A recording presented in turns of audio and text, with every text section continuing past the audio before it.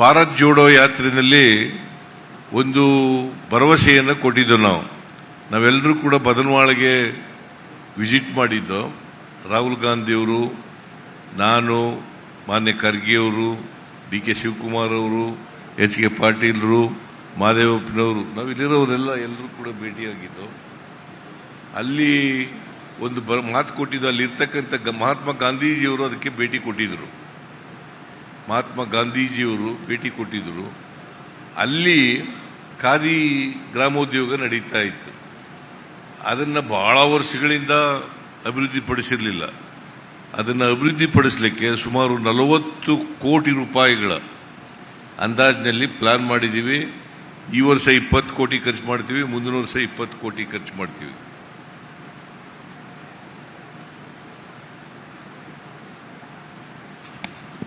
ಆಮೇಲೆ ಮೈಸೂರು ಏರ್ಪೋರ್ಟ್ ಇದೆಯಲ್ಲ, ಮೈಸೂರಿನ ಏರ್ಪೋರ್ಟ್ನಲ್ಲಿ ರನ್ವೇ ವಿಸ್ತರಣೆ ಮಾಡಲಿಕ್ಕೆ ಜಾಗ ಬೇಕಾಗಿತ್ತು.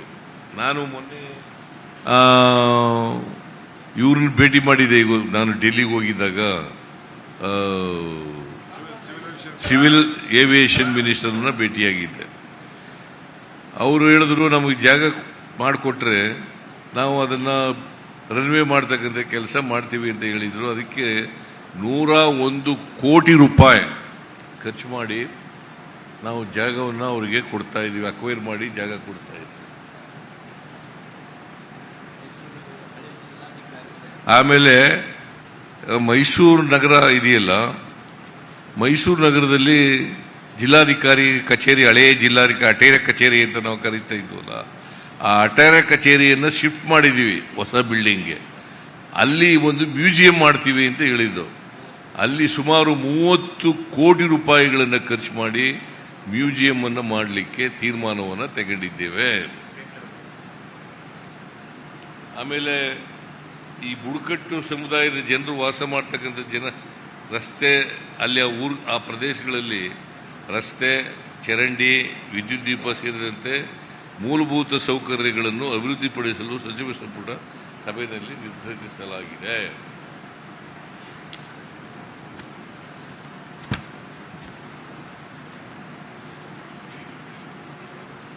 ಆಮೇಲೆ ಚಾಮರಾಜನಗರ, ಮೈಸೂರು ಜಿಲ್ಲೆಯಲ್ಲಿ ವಿವಿಧ ತಾಲೂಕುಗಳಲ್ಲಿ ಕೆರೆಗಳನ್ನು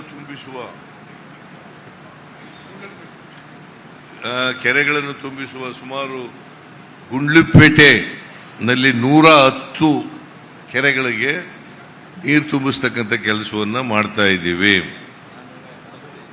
475 ಕೋಟಿ ರೂಪಾಯಿಗಳ ಅಂದಾಜಿನಲ್ಲಿ 475 ಕೋಟಿ ರೂಪಾಯಿಗಳ ಅಂದಾಜಿನಲ್ಲಿ ಮಾಡ್ತಾ ಇದ್ದೀವಿ.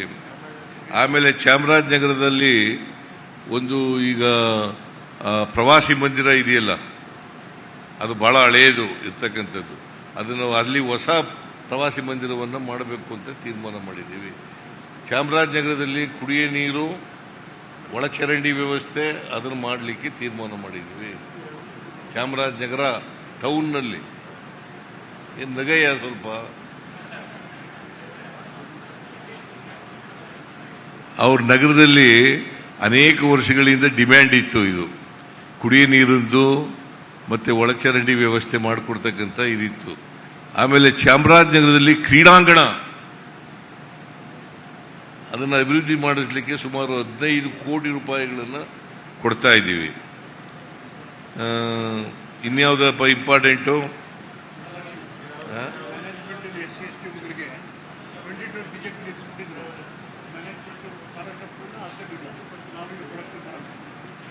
ಆಮೇಲೆ ಈ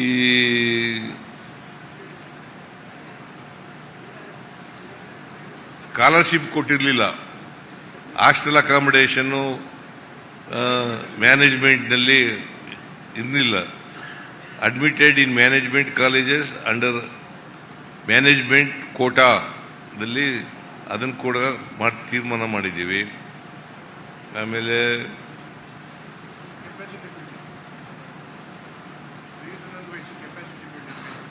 ಆಮೇಲೆ ಈ 14 ಕೋಟಿನಲ್ಲಿ ಇದನ್ನ PUC ಮತ್ತು ನಂಜನಗೂಡು ತಾಲೂಕು ಹೊಸಕೋಟೆನಲ್ಲಿ ತೀರ್ಮಾನ ಕೇಳಿಸ್ತಾ ಇದೆಯಾ? ಕೇಳಿಸ್ತಾ ಇಲ್ವಾ? ಸೊ ಇನ್ನೂ ಅನೇಕ ತೀರ್ಮಾನಗಳನ್ನು ಮಾಡಿದ್ದೀವಿ.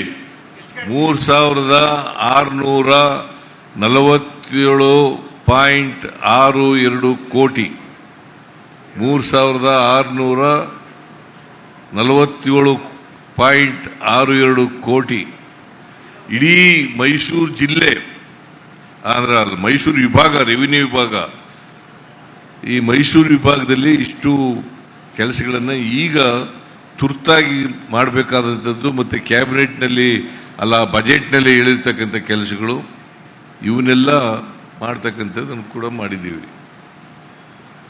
ನೀವೇನಾದ್ರು ಡೀಟೇಲ್ಸು ನಮ್ಮ ನೀರಾವರಿ ಅಲ್ಲ ಇವರು ಎಂಥದ್ದು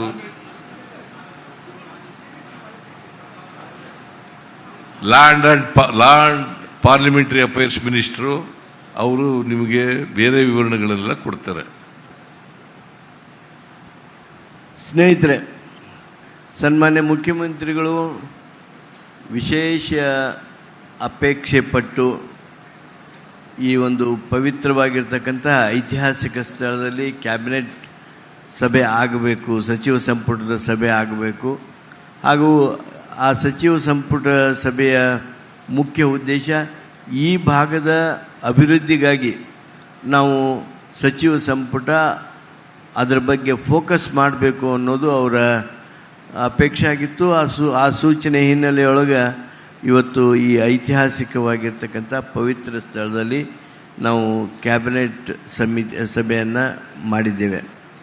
ಈಗಾಗಲೇ ಸನ್ಮಾನ್ಯ ಮುಖ್ಯಮಂತ್ರಿಗಳೇ ಹೇಳಿದ ಹಾಗೆ 3647.62 ಕೋಟಿ ರೂಪಾಯಿಗಳ ಪ್ರಸ್ತಾವನೆಗಳನ್ನು, ಕೆಲವನ್ನು ಮಂಜೂರಾತಿಗಳನ್ನು, ಕೆಲವನ್ನು ಆಡಳಿತಾತ್ಮಕ ಅನುಮೋದನೆಯನ್ನು ಈಗಾಗಲೇ ನಾವು ನೀಡಿದ್ದೇವೆ. ಅದರ ಜೊತೆಗೆ ಸುಮಾರು 78 ವಿಷಯಗಳನ್ನು ನಾವು ಪರಿಗಣಿಸಿ ಅವುಗಳನ್ನೆಲ್ಲ ಇವತ್ತು ಮಂಜೂರಿ ಮಾಡೋದ್ರ ಮೂಲಕ ವಿಶೇಷವಾಗಿ ಚಾಮರಾಜನಗರದ ಭಾಗ್ಯದ ಬಾಗಿಲ ತೆರೆಯುವ ರೀತಿಯೊಳಗೆ ಕ್ಯಾಬಿನೆಟ್ ಸಭೆ ಸನ್ಮಾನ್ಯ ಸಿದ್ದರಾಮಯ್ಯನವರ ನಾಯಕತ್ವದೊಳಗೆ ಸನ್ಮಾನ್ಯ ಉಪಮುಖ್ಯಮಂತ್ರಿಗಳಾದ ಶಿವಕುಮಾರ್ ಅವರ ಆ ಮುಂದಾಳತ್ವದೊಳಗೆ ಸಭೆ ಇವತ್ತು ಅತ್ಯಂತ ಸೌಹಾರ್ದಮಯವಾಗಿರ್ತಕ್ಕಂಥ ಹಾಗೂ ಈ ಅಭಿವೃದ್ಧಿ ಬಗ್ಗೆ ಹೆಚ್ಚು ಒತ್ತು ಕೊಟ್ಟು ಚರ್ಚೆ ಹಾಗೂ ಸಂವಾದದ ಹಿನ್ನೆಲೆಯೊಳಗೆ ಅತ್ಯಂತ ಸಫಲವಾದ ಸಭೆಯಾಗಿದೆ. ಈ ಸಭೆಯೊಳಗೆ ಅನೇಕ ಯೋಜನೆಗಳು ನಾವು ಕೈಗೊಂಡಿದ್ದೇವೆ. ಮೈಸೂರು ವಿಭಾಗಕ್ಕೆ ಏನು ಆಗಬೇಕಾಗಿದ್ವೋ ಅವುಗಳನ್ನು ಒಂದು ರೀತಿ ಮೈಸೂರು ಜಿಲ್ಲಾ ಉಸ್ತುವಾರಿ ಸಚಿವರು ಹಾಗೂ ಚಾಮರಾಜನಗರ ಉಸ್ತುವಾರಿ ಸಚಿವರು ನೆನಪು ಮಾಡ್ಕೊಂಡು ಪಟ್ಟಿ ಮಾಡಿಕೊಂಡು ರೀತಿಯೊಳಗೆ ಪಟ್ಟಿ ಮಾಡಿಕೊಂಡು ಈ ಎಲ್ಲ ವಿಷಯಗಳನ್ನು, ಅಭಿವೃದ್ಧಿ ವಿಷಯಗಳನ್ನು ಇವತ್ತು ಕ್ಯಾಬಿನೆಟ್ ಸಭೆಯ ಮುಂದೆ ತರಲಾಗಿತ್ತು. ಆ ಎಲ್ಲ ವಿಷಯಗಳಲ್ಲಿ ಇವತ್ತು ಕ್ಯಾಬಿನೆಟ್ ಒಪ್ಪಿಕೊಂಡು ಈ ಒಂದು ಅನುಮೋದನೆಯನ್ನು ನೀಡಿದೆ. ಏನು ಈ 78 ವಿಷಯಗಳದಾವು ಅವುಗಳ ವಿವರಗಳನ್ನು ಸಹಿತ ನಾವು ತಮಗೆ ಸಾಫ್ಟ್ ಕಾಪಿ ಮುಖಾಂತರ ಕಳಿಸ್ಕೊಡ್ತೀವಿ. ಪ್ರಶ್ನೆಗಳೇನಾದರೂ ಇದ್ದರೆ ಮುಖ್ಯಮಂತ್ರಿಗಳಿಗೆ ತಾವು ಕೇಳ್ಬೋದು. ಆಮೇಲೆ ನಾನು ಯಾಕೆ ಇವನ್ನೆಲ್ಲ 3647.62 ಕೋಟಿ ಈ ಒಂದೇ ಕ್ಯಾಬಿನೆಟ್ನಲ್ಲಿ ನಾವು ಇಡೀ ಕಂದಾಯ ಇಲಾಖೆಯಲ್ಲೆಲ್ಲ ಮಾಡಿದ್ದೀವಿ. ಯಾಕಂದರೆ ವಿರೋಧ ಪಕ್ಷದವರು ದುಡ್ಡಿಲ್ಲ ಅಭಿವೃದ್ಧಿಗೆ ದುಡ್ಡಿಲ್ಲ ಅಂತ ಹೇಳ್ತಾರೆ. ವಿರೋಧ ಪಕ್ಷದವರು ಅವರು ರಾಜಕೀಯವಾಗಿ ಸುಳ್ಳು ಹೇಳ್ತಾ ಇದ್ದಾರೆ. ಯಾಕಂತಂದರೆ ಅವರು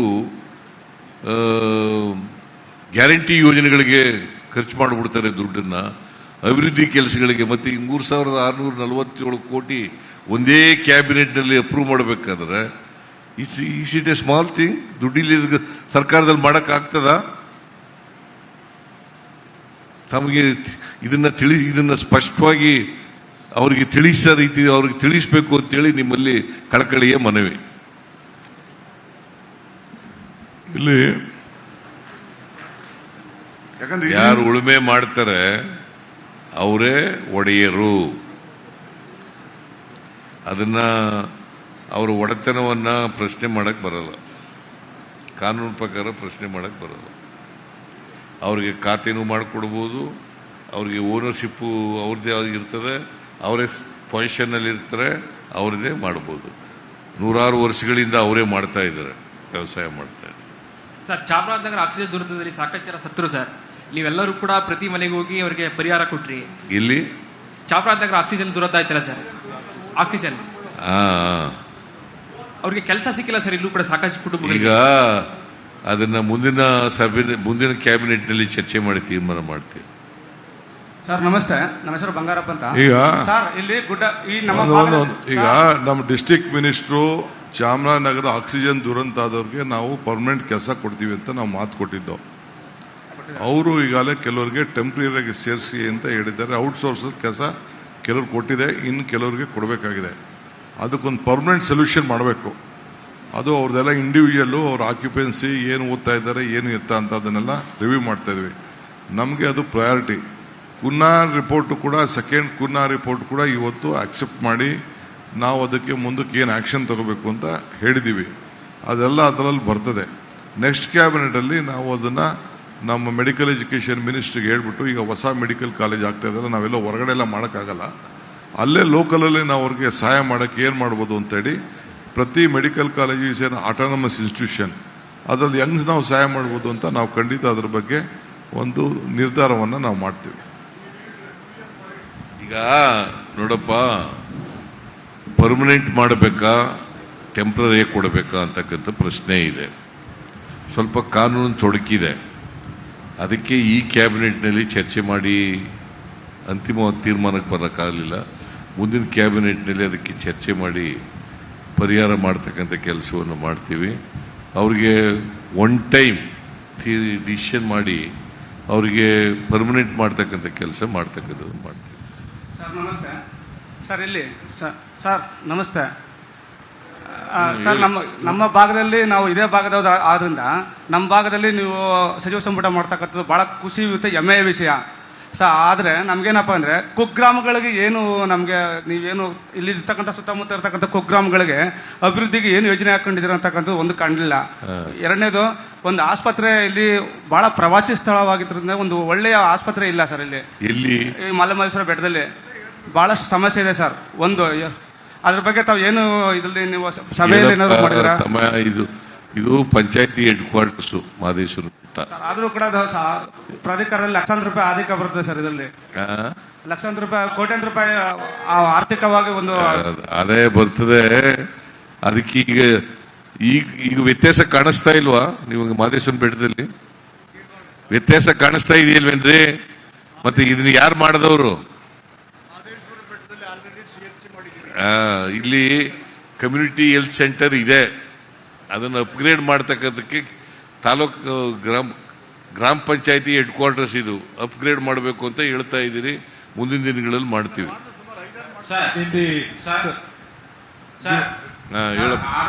ಆರುವಳ್ಳಿ ಕನಕಪುರ ಮತ್ತು ಮಳವಳ್ಳಿ ಮಾರ್ಗವಾಗಿ ರೈಲ್ವೆ ಯೋಜನೆ ಮಾಡ್ತೀವಿ. ಆದರೆ ಸರ್ಕಾರ ರಾಜ್ಯ ಸರ್ಕಾರ ಭೂಮಿ ಕೊಡ್ತಿಲ್ಲ ಅಂತ ಮಾನ್ಯ ಕೇಂದ್ರ ಸಚಿವರು ಸೋಮಣ್ಣವರು ಹೇಳ್ತಾವ್ರೆ ಸರ್. ಆರುವಳ್ಳಿ ಕನಕಪುರ ಮಾರ್ಗವಾಗಿ ಕೊಳ್ಳಗಲ್ಕೆ ರೈಲ್ವೆ ಯೋಜನೆ ನಾವು ತರ್ತೀವಿ, ರಾಜ್ಯ ಸರ್ಕಾರ ಭೂಮಿ ಕೊಡ್ತಿಲ್ಲ ಅಂತ ರೈಲ್ವೆ ಸಚಿವ ಸೋಮಣ್ಣವರು ಒಂದು ವಾರದಿಂದ ಹೇಳಿದ್ರು ಸರ್. ನಿನಗೆ ಗೊತ್ತಾ ಒಂದು ರೈಲ್ವೆ ಯೋಜನೆ ಏನ್ ಮಾಡಬೇಕು ಅಂತ? ರೈಲ್ವೆ ಯೋಜನೆ ಯಾರ್ದು? ಕೇಂದ್ರ ಸರ್ಕಾರದ್ದು. ಕೇಂದ್ರ ಸರ್ಕಾರದ್ದು. ಭೂಮಿ ಅವರೇ ತಗೋಬೇಕಲ್ವಾ? ಅವ್ರು ರಾಜ್ಯ ಸರ್ಕಾರ ಕೊಡ್ಬೇಕು. ಅದು ಕೇಳಪ್ಪ, ಇಲ್ಲಿ ಆದ್ರೂ ನಾವು ಭೂಮಿನೂ ಕೊಡ್ತೀವಿ, 50% ಪ್ರಾಜೆಕ್ಟ್ ಕಾಸ್ಟ್ನೂ ಕೊಡ್ತೀವಿ. ಅವರು ಮಾಡಲ್ಲ. ಭೂಮಿ ಕೊಡಕ್ ತಯಾರಾಗಿದ್ದೀವಿ ನಾವು, ಅವರು ಮಾಡಲ್ಲ ಸರ್. ಶ್ರೀ ಶಕ್ತಿ ಯೋಜನೆ ಆದ್ಮೇಲೆ ಸರ್ ಮಹದೇಶ್ವರ ಬೆಟ್ಟಕ್ಕೆ ಮತ್ತೆ ಇದ್ರ ಬೆಳಗಿರಿನ ಬೆಟ್ಟ, ಚಿಕ್ಕಲ್ಲೂರು, ಬೇರೆ ಬೇರೆ ಪ್ರವಾಸ ಸ್ಥಳಕ್ಕೆ ಚಿಕ್ಕಬಡ ಜನ ಮಹಿಳೆಯರು ಬರ್ತಾರೆ ಸರ್. ಬಸ್ಗಳು ಸಾಲ್ತಾ ಜಾಗದೆ ಬಹಳ ನೈಟ್ನ ಅರ್ಧರಾತ್ರಿ ಎಲ್ಲ ಮನೆಗಿದ್ದು ಬಿದ್ದಾಡಿ ಹೋಯ್ತಾ ಇದ್ದಾರೆ ಸರ್ ಮಹಿಳೆಯರು. ಬಹಳ ಸಮಸ್ಯೆ ಆಗಿದೆ ಸರ್ ಬಸ್ಗಳಿಲ್ಲದೆ. ಏನು ಸ್ತ್ರೀ ಶಕ್ತಿ ಯೋಜನೆ ಆದ್ಮೇಲೆ ಮಹಿಳೆಯರು ಹೆಚ್ಚಿಗೆ ಓಡಾಡೋದು ಜಾಸ್ತಿ ಆಗಿ ಬಸ್ಗಳು ಸಮಸ್ಯೆ ಮಸ್ತು ಇದೆ ಸರ್ ಈ ಭಾಗದಲ್ಲಿ. ಈಗ ಇವತ್ತು ಹೊಸ ಬಸ್ ಕೊಟ್ಟಿದ್ದಾರಂತಲ್ಲ ಇವರು, 80 ಬಸ್ಗಳಿಗೆ ಕೊಟ್ಟಿದ್ದಾರೆ ಇವತ್ತು. 80 ಇನ್ನು 30 ಬರ್ತವೆ ಬಸ್. ನಮ್ಮ ಈ ಭಾಗ ಸಹ ಕೊಳ್ಳೇಗಾಲ ಅನ್ನೂರು ಭಾಗದಲ್ಲಿ ಸಹ ಹಳ್ಳಿಗಳಿಗೆ ಬಹಳ ಸಮಸ್ಯೆ ಆಗಿದೆ. ನೋಡಪ್ಪ, ಈ ಹಿಂದಿನ ಸರ್ಕಾರದವರು ಹೊಸ ಬಸ್ಗಳನ್ನೇ ಕೊಡ್ಲಿಲ್ಲ, ಅದರಿಂದ ಸಮಸ್ಯೆ ಆಗಿರೋದು. ನಾವು ಈಗ ಹೊಸ ಬಸ್ಗಳು ಕೊಡ್ಲಿಕ್ಕೆ. Sir, regarding the Pahalgam attacks, cabinet resolution has been passed saying it's an intelligence failure. There is in the cabinet resolution it was passed that Pahalgam attack is because of the intelligence failure. Is it the resolution of the Karnataka cabinet? What do you have to say? No, it is not included in the resolution, but I said it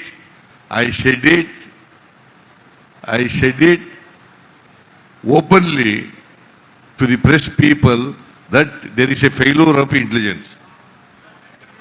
sir, ಇವತ್ತು ರಾಜ್ಕುಮಾರ್ ಅವ್ರ ಜಯಂತಿ ಆಚರಣೆ ಮಾಡಿದ್ದೀರಾ. ಅವರು ನಮ್ಮೂರವರೇ ಆದ್ರಿಂದ ಅವ್ರದ್ದೊಂದು museum ಆಗ್ಬೇಕು ಅಂತ ನಿಮ್ಮ ಮೇಲೆ ಒತ್ತಡ ಇತ್ತು ಸರ್. MR ಮಂಜುನಾಥ್ ಅವರು ಶಾಸಕರು ಅದೊಂದು ಮನವಿ ಮಾಡಿದ್ರು, ಅದೇನಾಯ್ತು ಸರ್?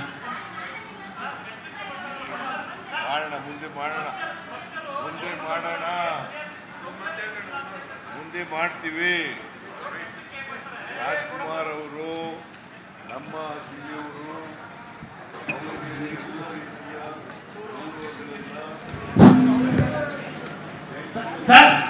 ಸರ್ ಈಗ ಭಕ್ತರು ಬೆಟ್ಟಕ್ಕೆ ಬರ್ತಾರೆ ನಡ್ಕೊಂಡು, ಅವರಿಗೆ ಶೌಚಾಲಯ ಮೂಲಭೂತ ಸೌಕರ್ಯಗಳು ಇಲ್ಲ ಅಂತ ಆರೋಪ ಇದೆ ಸರ್.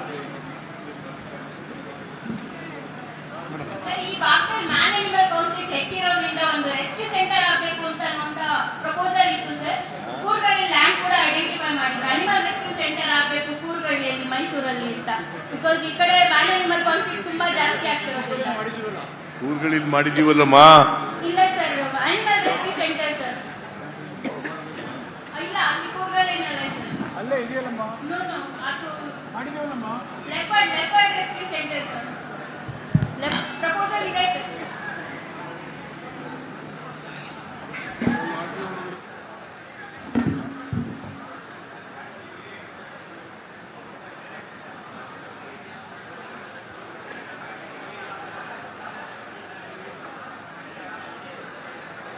ಮತ್ತೊಮ್ಮೆ ಇವತ್ತಿನ ಮಾಧ್ಯಮ ಮತ್ತು ಪತ್ರಿಕಾಗೋಷ್ಠಿಗೆ ಆಗಮಿಸಿದಂಥ ತಮ್ಮೆಲ್ಲರಿಗೂ ಧನ್ಯವಾದಗಳನ್ನ ಅರ್ಪಿಸ್ತಾ ಇದ್ದೀವಿ.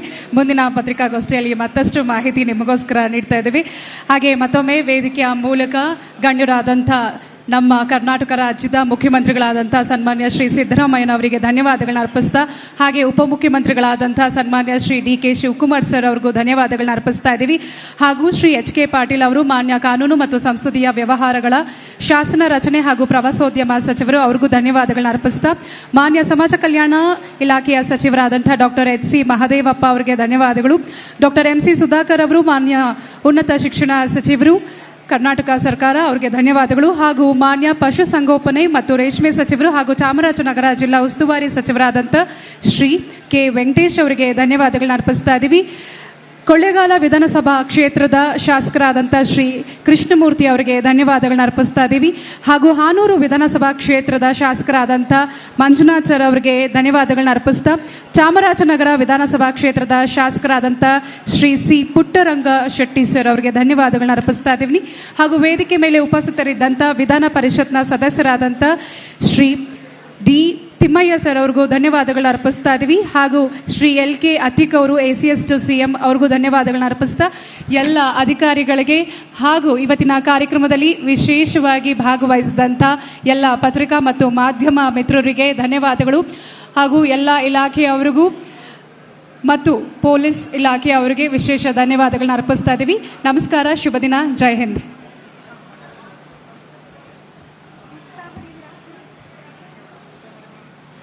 ಊಟ ಇವತ್ತು ಏಕಾದಶಿ.